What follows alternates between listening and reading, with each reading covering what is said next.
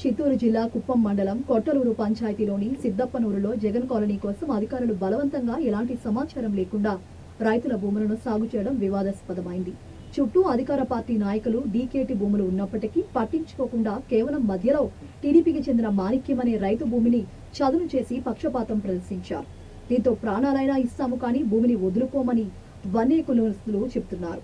పంచాయతీ తీర్మానం లేకుండానే లేఅవుట్ వేసేందుకు సమాయత్తమైన అధికారులు బాధిత రైతు సంవత్సరాలుగా కష్టపడి పెంచిన చింత చెట్లను నేలమట్టం చేశారు.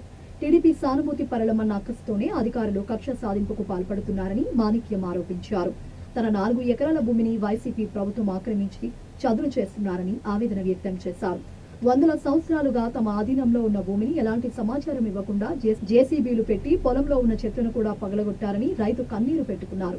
వన్య కులాన్ని ఉద్ధరిస్తామని చెప్తున్న ఎమ్మెల్సీ భరత్ వారి భూములే అక్రమంగా ఆక్రమించుకుంటున్నారని గ్రామస్తులు ఆగ్రహం వ్యక్తం చేశారు.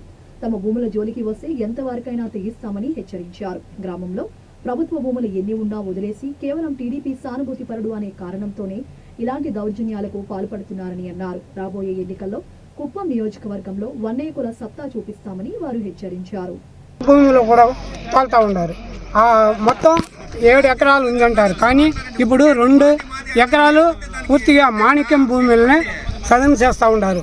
ఆయన 5 కొడుకులకు ఆ చింతమానంతా పెట్టి పెద్ద పెద్ద కాయలు వచ్చి కోత వచ్చిన టైంలో ఈ సెట్ని ఒక ఇన్ఫర్మేషన్ లేకుండా, ఒక నోటీస్ లేకుండా వాళ్ళకి ఇంత అన్యాయం చేస్తూ ఉండే మా వన్యకుల క్షత్రియులకే మాకు అవమానంగా ఉంది. మా భర్త గారు కూడా మేము వన్యకు మేము తోసేస్తామని చెప్తా ఉన్నాడు. కానీ మా కుటుంబంలో ఈ వన్యకు ఇంత అన్యాయం జరుగుతూ ఉందంటే మేము ఈ బాధని తాళలేకుండా ఉన్నాము. కాబట్టి ఈయనకు తగిన న్యాయం చేపియాలా.